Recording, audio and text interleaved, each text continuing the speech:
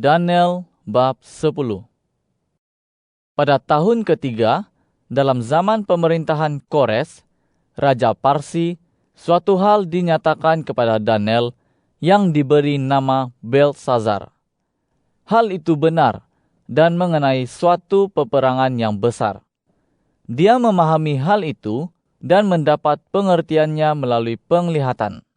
Pada waktu itu, aku, Daniel, sedang berkabung selama 3 minggu penuh. Makanan yang sedap tidak kumakan. Daging dan air anggur tidak masuk ke dalam mulutku. Dan aku tidak memakai minyak wangi sama sekali sampai genap 3 minggu penuh. Pada hari yang ke-24 dalam bulan yang pertama, aku berada di tepi sungai besar, yaitu sungai Tigris. Ketika aku mengangkat mukaku, aku terlihat seorang yang berpakaian kain linen dan berikat pinggang emas dari Ufas. Tubuhnya seperti permata topas, mukanya serupa kilat, matanya seperti obor menyala, lengan dan kakinya serupa gangsa yang digosok, dan bunyi kata-katanya seperti bunyi keramaian orang. Hanya aku, Daniel, yang melihat penglihatan itu.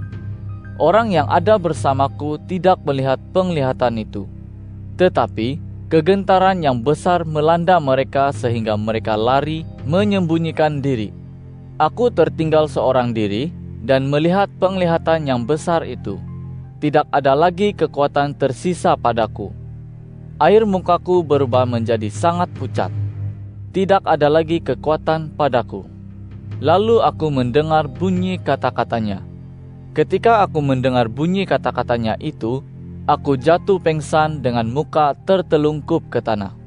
Tetapi ada suatu tangan menyentuh aku dan membuat aku gemetar pada lutut dan telapak tanganku. Katanya kepadaku, "Hai Daniel, orang yang sangat dikasihi, perhatikanlah kata-kata yang kusampaikan kepadamu, dan berdirilah tegak. Karena sekarang aku diutus kepadamu." Setelah ia menyampaikan kata-kata itu kepadaku, berdirilah aku dengan gemetar. Katanya lagi kepadaku, "Jangan takut Daniel, karena sejak hari pertama engkau menetapkan hati untuk mendapat pengertian dan merendahkan diri di hadapan Allahmu. Permintaanmu telah didengar. Aku ini datang karena permintaanmu itu. Penguasa kerajaan Parsi muncul menentang aku selama 21 hari.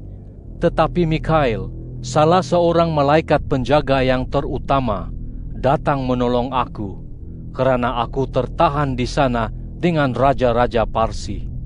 Aku datang untuk menjelaskan kepadamu apa yang akan kelak terjadi kepada bangsamu, karena penglihatan ini berkenaan hari-hari pada masa depan." Setelah dia menyampaikan hal-hal itu kepadaku, aku menundukkan muka memandang tanah dan menjadi keluh.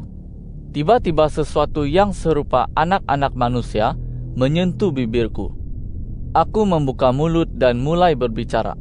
Kataku kepada orang yang berdiri di hadapanku itu, "Ya Tuanku, kerana penglihatan itu, rasa perih menimpaku, dan tidak ada lagi kekuatan padaku. Bagaimana hamba Tuanku ini dapat berbicara dengan Tuanku? Sekarang ini tidak ada lagi kekuatan padaku, dan nafas pun tidak tersisa padaku." Sekali lagi dia yang serupa manusia itu menyentuh aku dan menguatkan aku. Katanya, "Jangan takut, wahai orang yang sangat dikasihi. Sejahteralah engkau. Jadilah kuat. Ya, jadilah kuat." Ketika dia berbicara denganku, aku menjadi kuat, lalu kataku, "Berbicaralah Tuanku, kerana Tuan telah menguatkan hamba." Katanya, "Tahukah engkau mengapa aku datang kepadamu? Sebentar lagi, aku akan kembali berperang melawan malaikat penjaga Parsi. Setelah aku pergi, ketahuilah, malaikat penjaga Yunani akan datang. Tetapi aku akan memberitahukan apa yang tersurat dalam kitab kebenaran. Tidak ada sesiapa pun yang membantu aku melawan mereka, selain Mikhail, malaikat penjagamu. Daniel bab 11. Seterusnya pada tahun pertama dalam pemerintahan Darius, orang Media itu, aku telah bangkit untuk menguatkan dan melindungi dia. Sekarang aku akan memberitahukan kebenaran kepadamu. Ketahuilah, 3 orang raja lagi akan muncul di Parsi, dan yang keempat akan mendapat kekayaan besar melebihi mereka semua. Setelah dia menjadi kuat karena kekayaannya, dia akan mengerahkan semua orang untuk melawan kerajaan Yunani. Kemudian akan muncul seorang raja yang perkasa. Dia akan memerintah dengan kuasa yang besar dan berbuat sesuka hati. Tidak lama selepas kemunculannya, kerajaannya akan terpecah dan terbahagi menurut 4 arah mata angin. Tetapi kerajaan itu tidak akan menjadi milik keturunannya dan tidak akan berkuasa sebagaimana dia berkuasa, karena kerajaannya akan dicabut dan diberikan kepada orang lain selain keturunannya itu. Kemudian raja negeri selatan akan menjadi kuat, tetapi seorang daripada pembesarnya akan menjadi lebih kuat daripadanya. Orang itu akan memerintah kerajaannya sendiri dengan kuasa yang besar. Setelah beberapa tahun berlalu, kedua-duanya akan bersekutu.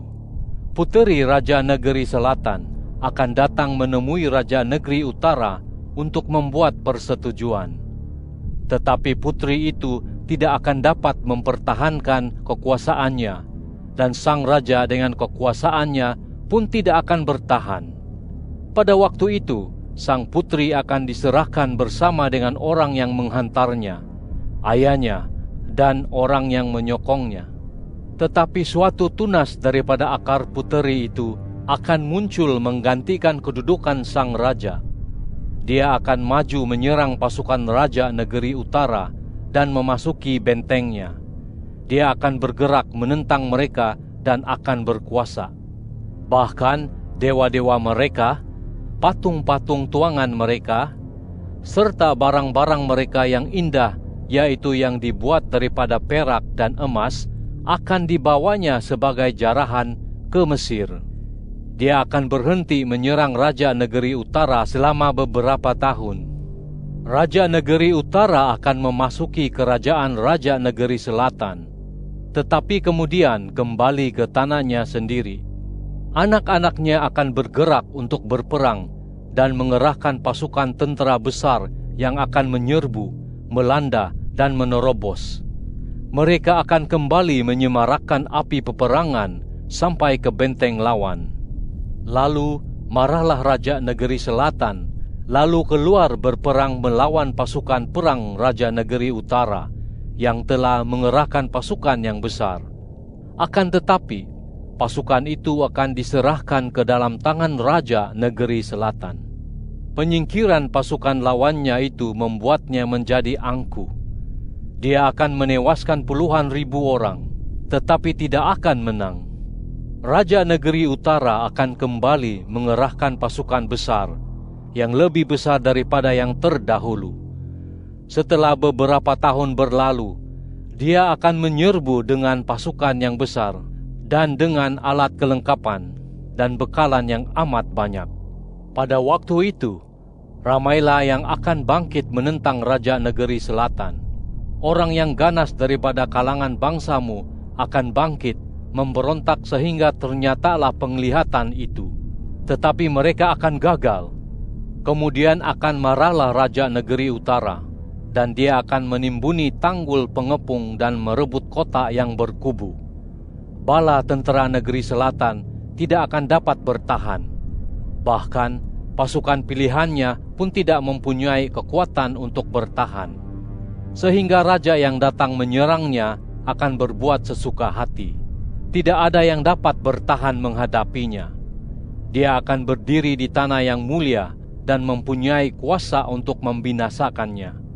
Dia akan membulatkan hati untuk datang dengan kekuatan seluruh kerajaannya. Dia akan membawa persetujuan damai dan melaksanakannya. Dia akan menyerahkan seorang puteri kepada raja negeri selatan untuk membinasakan kerajaannya.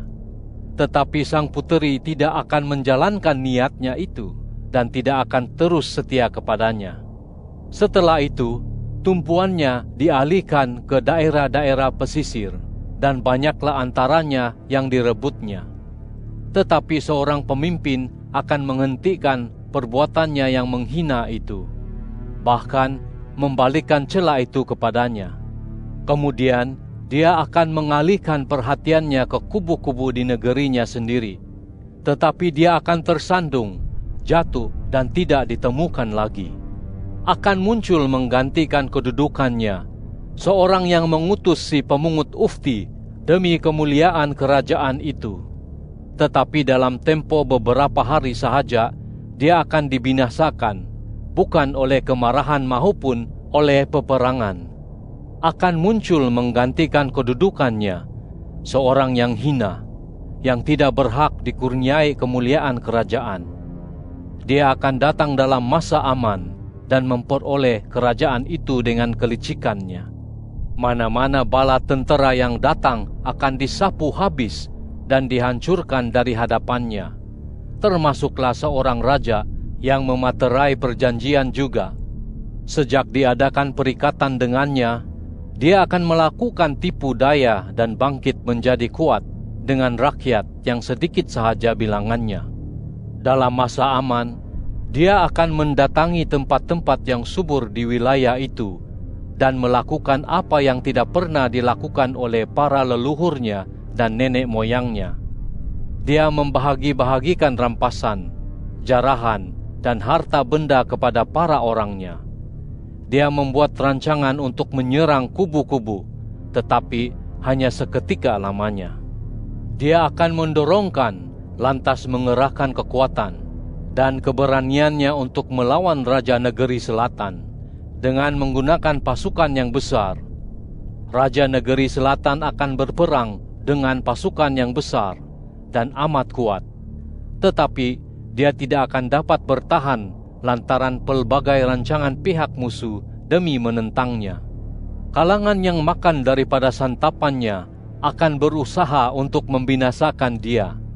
Pasukannya akan disapu habis dan ramailah orang yang akan tewas terbunuh. Kedua-dua raja itu berniat jahat. Mereka akan duduk semeja dan berkata dusta. Tetapi itu tidak akan membawa kejayaan, karena akhir yang sudah ditentukan itu masih lama. Maka raja negeri utara akan kembali ke negerinya dengan banyak harta benda dan tetaplah hatinya dengan niat untuk menentang perjanjian suci itu. Dia akan bertindak melaksanakan niatnya lalu kembali ke negerinya. Pada waktu yang sudah ditentukan, dia akan kembali memasuki negeri selatan. Tetapi kunjungan kali itu tidak akan sama seperti usaha yang terdahulu. Kapal-kapal Kitim akan mendatanginya lantas melemahkan semangatnya. Dia akan berpatah pulang dengan rasa geram terhadap perjanjian suci dan akan melakukan niatnya. Setelah pulang, dia akan memberikan perhatian kepada orang yang mengabaikan perjanjian suci. Bala tenteranya akan muncul dan menajiskan tempat suci yang berkubu itu. Mereka akan menghentikan korban sehari-hari dan menegakkan kekejian yang mendatangkan kebinasaan. Dengan kata-kata licik, dia akan mencabuli orang yang berlaku fasik terhadap perjanjian itu. Tetapi umat yang mengenal Allah, mereka akan tetap kuat dan akan bertindak dengan berani. Orang bijaksana dalam kalangan umat itu akan mengajar ramai orang, walaupun mereka akan ditumpaskan oleh pedang dan nyala api, ditawan dan dijara selama beberapa waktu. Ketika mereka tersandung, mereka akan mendapat sedikit pertolongan. Ramai orang akan berpura-pura seperti akan bergabung dengan mereka. Malah ada dalam kalangan bijaksana itu yang akan jatuh supaya mereka dapat dimurnikan, disucikan, dan dibersihkan, bahkan sehingga masa akhir, karena akhir masa itu sudah ditentukan. Lalu raja itu akan berbuat sewenang-wenangnya. Dia akan meninggikan diri dan terus membesarkan diri atas segala Tuhan, serta mengucapkan hal-hal yang dahsyat menentang Allah segala Allah. Dia akan beroleh kejayaan sehingga genap tempoh kemurkaan itu, karena apa yang sudah ditentukan akan terlaksana. Dia tidak akan mengendahkan Tuhan-Tuhan yang disembah oleh nenek moyangnya, malah tidak juga Tuhan pujaan kaum wanita. Dia tidak akan mengendahkan Tuhan manapun, karena dia akan mengangkat dirinya mengatasi kesemuanya. Tetapi sebaliknya, dia akan memuliakan Tuhan segala kubu dan benteng, yaitu Tuhan yang tidak dikenal oleh nenek moyangnya. Dia akan memuliakan dengan emas, perak, permata, dan barang-barang berharga. Dia akan bertindak terhadap benteng-benteng terkuat dengan pertolongan Tuhan asing itu. Sesiapa yang mengakui Tuhan itu akan diberi kehormatan besar. Dia akan menjadikan mereka penguasa atas ramai orang dan membahagi-bahagikan tanah sebagai upah mereka. Pada masa akhir, Raja Negeri Selatan akan menyerangnya. Raja Negeri Utara itu menyerang dia seperti badai dengan segala rata, pasukan berkuda, dan kumpulan kapal yang banyak. Dia akan memasuki negeri-negeri, melanda dan menerobosnya. Dia pun akan memasuki tanah yang mulia. Banyak negeri akan diruntuhkannya, tetapi yang berikut ini akan terselamat daripada tangannya: Edom, Moab, dan wilayah terpenting daripada Bani Amon. Dia akan melanjutkan lagi ruang lingkup kuasanya atas negeri-negeri lain. Bahkan tanah Mesir pun tidak akan terselamat. Dia akan menguasai harta emas, perak, dan segala barang berharga Mesir. Orang Libya dan orang Kush akan tunduk mengikutinya. Tetapi dia akan dikejutkan oleh kabar-kabar dari timur dan dari utara. Dia akan maju dengan kegusaran besar untuk memusnahkan dan menumpas ramai orang. Dia akan mendirikan kemah-kemah kerajaannya di antara laut dengan gunung mulia yang suci itu. Tetapi ajalnya tetap akan tiba jua, dan tiada sesiapa yang ada untuk menolongnya. Daniel bab 12. Pada waktu itu akan muncul Mikhail, malaikat penjaga yang besar, yang bertugas mengawasi anak-anak bangsamu. Akan ada masa kesesakan yang belum pernah terjadi sejak permulaan bangsa itu sehingga waktu itu. Tetapi pada waktu itu bangsamu sendiri, yakni semua orang yang namanya tercatat dalam kitab itu, akan terselamat. Ramai daripada kalangan yang tidur dalam tanah yang berdebu akan bangun. Sebahagiannya untuk mendapat hidup kekal, manakala sebahagian lagi untuk mendapat celaan dan kehinaan yang kekal. Akan bersinarlah orang yang bijaksana seperti cahaya cakrawala, dan mereka yang memimpin ramai orang kepada perbenaran akan bersinar seperti bintang untuk seterusnya dan selama-lamanya. Tetapi engkau, Daniel, rahasiakanlah kata-kata ini dan meteraikanlah kitab itu sampai akhir zaman. Ramai orang akan pergi ke sana, kemari, dan pengetahuan akan bertambah. Ketika aku, Daniel, mengamat-amati, tampaklah dua orang lain berdiri. Seorang di tepi sungai seberang sini, seorang di tepi sungai seberang sana. Yang seorang bertanya kepada orang yang berpakaian kain linen, yang ada di sebelah atas air sungai itu. Berapa lama lagikah maka hal-hal ajaib ini akan berakhir?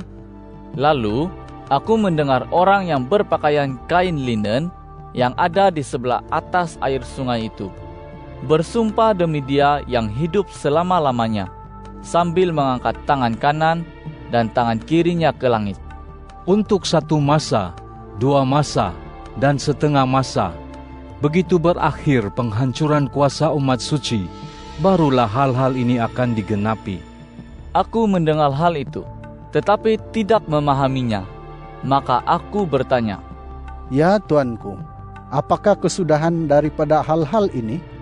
Jawabnya, Pergilah Daniel, karena kata-kata ini akan dirahasiakan dan dimeteraikan sehingga akhir zaman.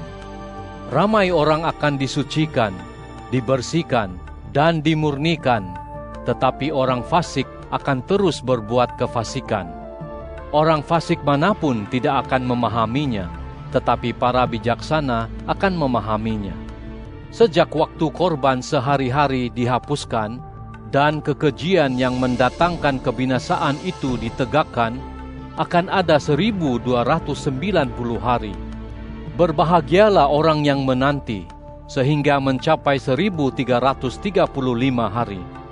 Tetapi engkau, pergilah sampai tiba ajalmu. Engkau akan beristirahat dan akan bangkit untuk mendapat bahagianmu pada akhir zaman.